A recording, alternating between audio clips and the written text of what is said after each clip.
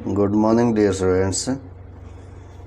Triple S 1008 पर आपका हार्दिक स्वागत है, जो कि विभिन्न प्रतियोगी परीक्षाओं के लिए, चाहे वो यूपीएससी हो या स्टेट पीसीएस हो या कोई भी स्टाफ सिलेक्शन कमीशन हो किसी भी स्टेट का, उसके लिए डिफरेंट सब्जेक्ट्स की तैयारी के लिए चैनल चलाया गया है।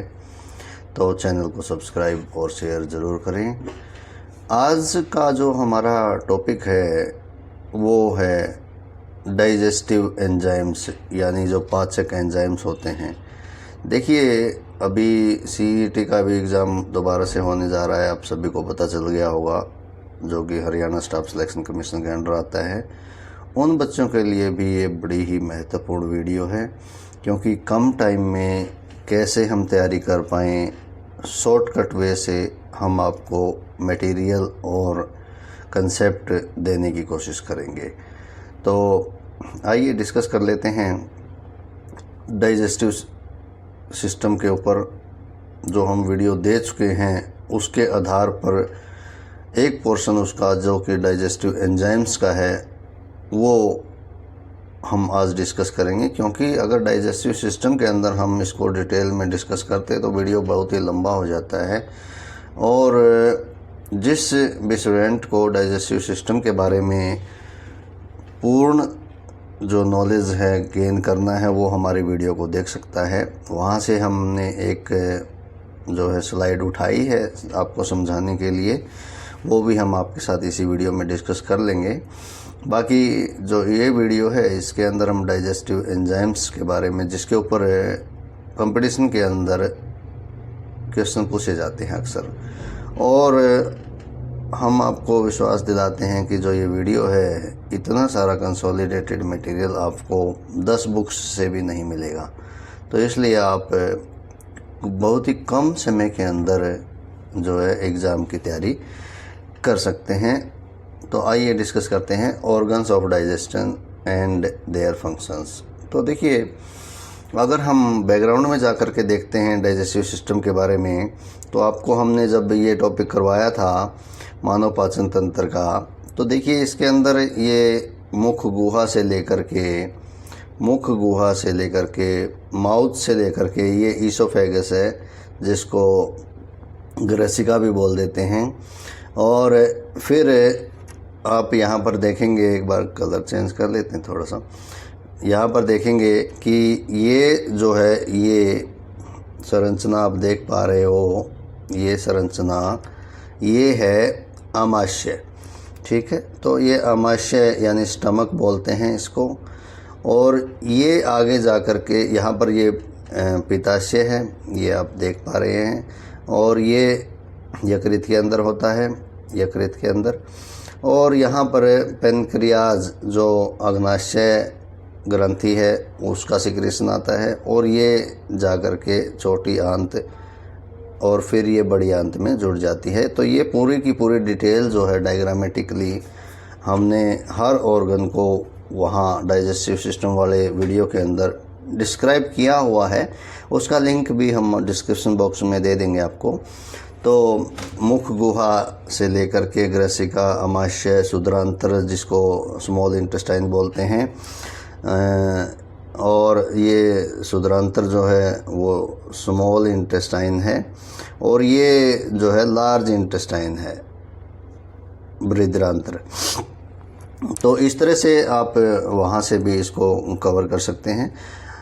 लेकिन आज का जो हमारा टॉपिक है कि इन डिफरेंट ऑर्गन्स के अंदर क्या क्या एंजाइम्स निकलते हैं, और वो जो है क्या क्या काम करते हैं, ये आपको हम डिटेल के अंदर बताएंगे। क्योंकि क्वेश्चन जो है उसी के ऊपर पूछा जाता है।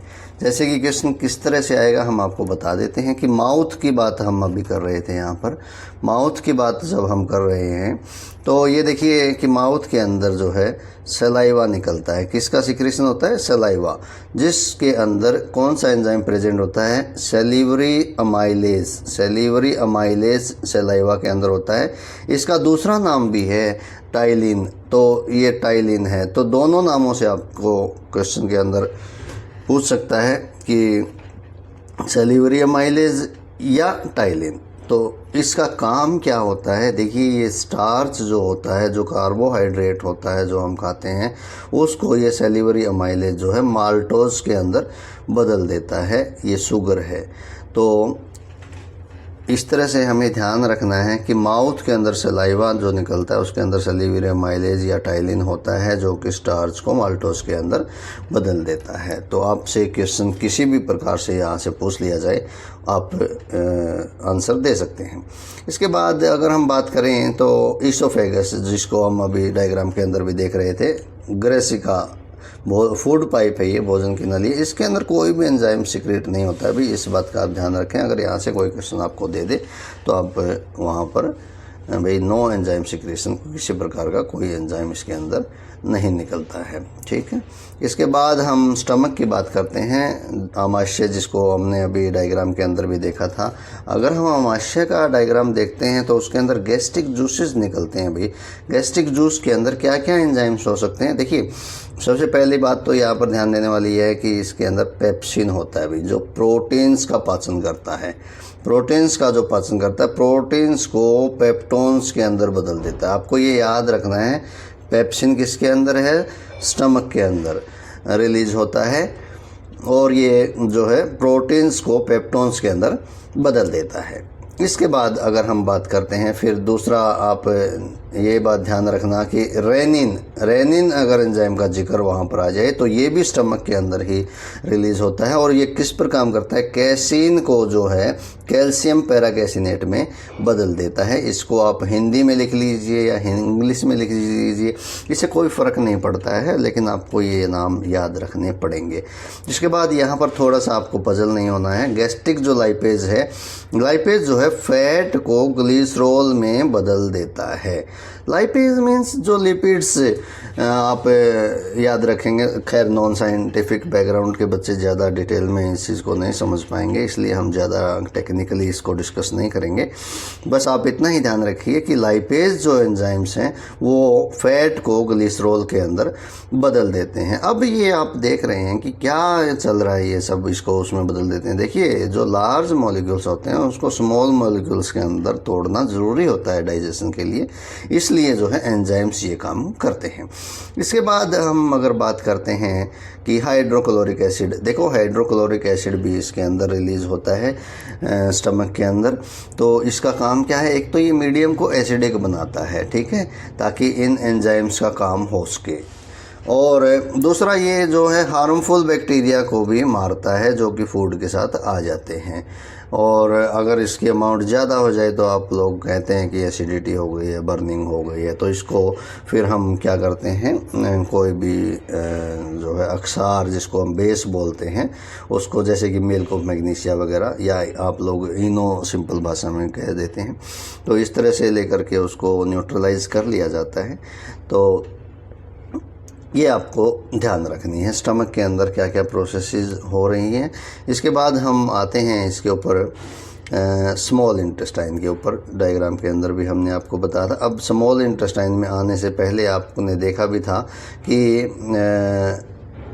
पेनक्रियाट जो हैं ग्लैंड्स हैं वो आती हैं और उनका जूस उस पाइप के अंदर मिलता है।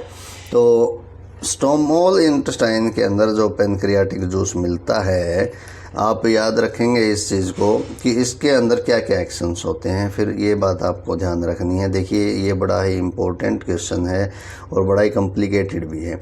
तो पेनक्रियाटिक जो जूस है उसके अंदर क्या क्या होता है भाई, ये आप ट्रिप्सिन होता है, काइमोट्रिप्सिन होता है, कार्बोक्सीपेप्टाइडेज होता है, अमाइलोप्सिन होता है, लाइपेज होता है, राइबोन्यूक्लियेज होता है। तो ये पेनक्रियाटिक जूस के अंदर सभी एंजाइम्स शामिल होते हैं और इनका काम क्या है हम इसको भी एक बार देख लेते हैं वन बाय वन। जैसे ट्रिप्सिन जो एंजाइम है वो भी प्रोटीन्स के ऊपर काम करता है और प्रोटीन्स को पेप्टोन्स के अंदर चेंज कर देता है। जैसा कि आप लोग यहाँ से देख पा रहे होंगे कि स्टमक के अंदर जो प्रोटीन्स के डाइजेशन के लिए एंजाइम था वो पेप्सिन था, आप यहाँ पर देख पा रहे होंगे, जो कि प्रोटीन्स को पेप्टोन्स में बदलते हैं। लेकिन यहाँ पर स्मॉल इंटेस्टाइन के अंदर जो आता है वो ट्रिप्सिन है। आप इस बात का ध्यान रखेंगे, यहाँ पर आपको पजल नहीं होना है। तो ट्रिप्सिन ट्रिप्सिन जो है प्रोटीन्स को पेप्टोन्स में बदलता है यहाँ पर आप, और काइमोट्रिप्सिन प्रोटीन्स को पेप्टाइड्स में बदल देता है, ठीक है। और कार्बोक्सीपेप्टाइडेज होता है पेप्टाइड्स को अमीनो एसिड्स में बदल देता है, लास्ट में अमीनो एसिड्स जो हमें मिलते हैं। तो इस तरह से ये प्रोसेस चलता है प्रोटीन्स के डाइजेशन का। और इसके बाद अमाइलोप्सिन है। अमाइलोप्सिन क्या काम करता है भाई, ये स्टार्च को माल्टोस में बदल देता है, जो कि स्टार्टिंग में सेलिवरी अमाइलेज भी स्टार्च को माल्टोस में बदलता है। और अमाइलोप्सिन यहाँ पर स्मॉल इंटेस्टाइन के अंदर जो पेनक्रियाटिक जूस में से रिलीज होता है वो भी स्टार्च को माल्टोस के अंदर चेंज करता है। इसके बाद जो आप ध्यान रखेंगे इस बात का कि लाइपेज जो एंजाइम है, लाइपेज ये फैट्स के ऊपर काम करता है और फैटी एसिड्स और ग्लिसरॉल में बदल देता है लाइपेज एंजाइम। इसमें पजल नहीं होना है आपको, क्योंकि आपको मैंने पहले भी बताया कि मान लीजिए कि ये यहाँ पर अगर गैस्ट्रिक लाइपेज की स्टमक के अंदर जो लाइपेज आ रहा है वो कहाँ काम कर रहा था, फैट को ग्लिसरॉल में बदल रहा था गैस्ट्रिक लाइपेज।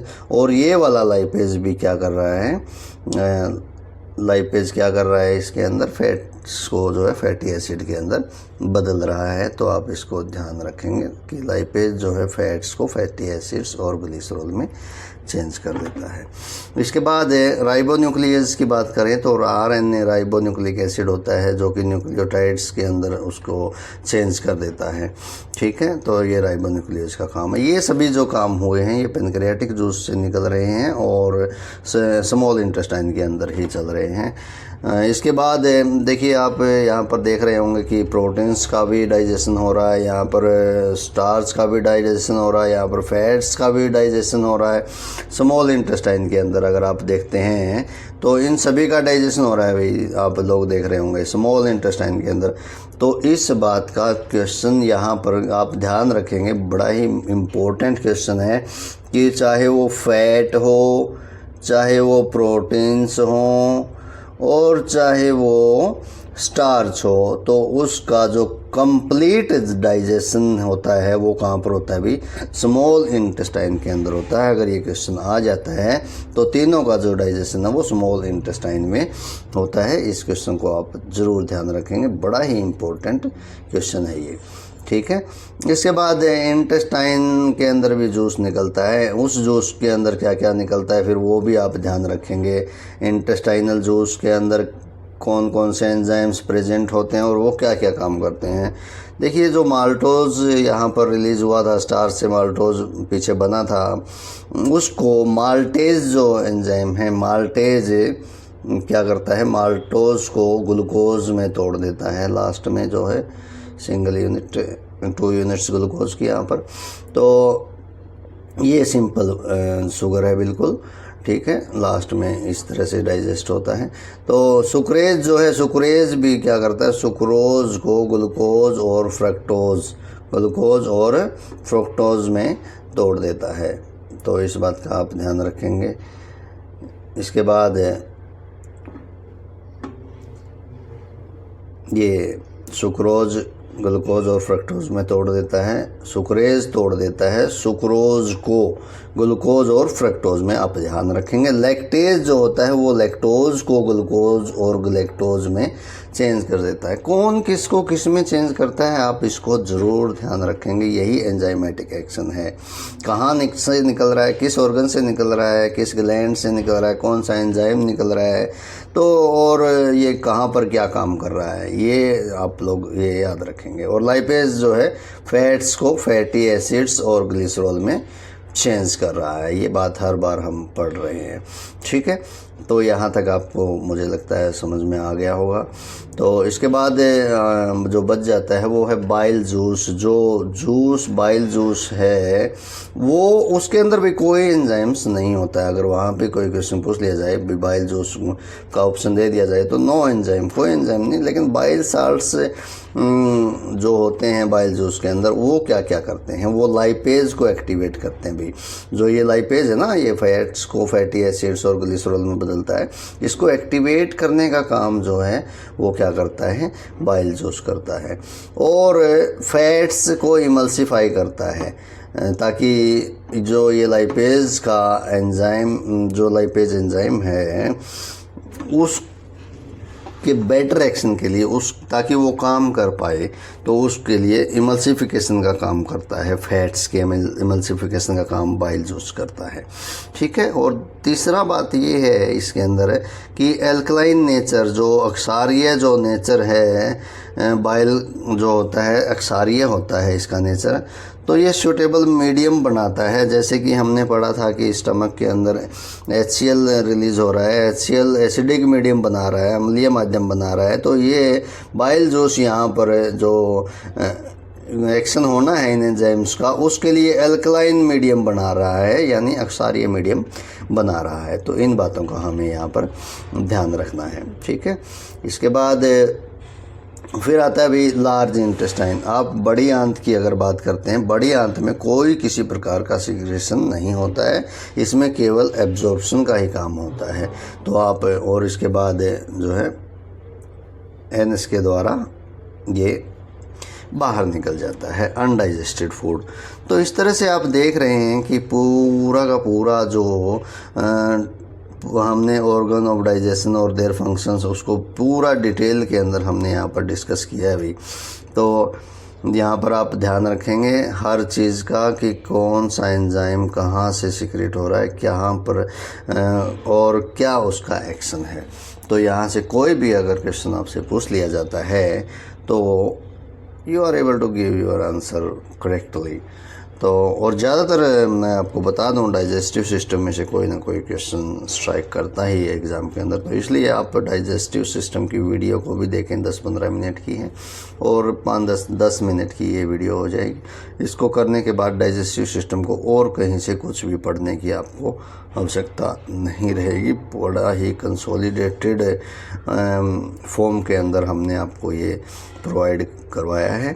तो अपनी तैयारी को जो है अच्छे से कीजिए, चैनल को सब्सक्राइब और शेयर ज़रूर कीजिए। अगर कोई क्वेरी है तो कमेंट बॉक्स में आप कमेंट कर सकते हैं। वीडियो को लाइक, सब्सक्राइब और शेयर करें। धन्यवाद।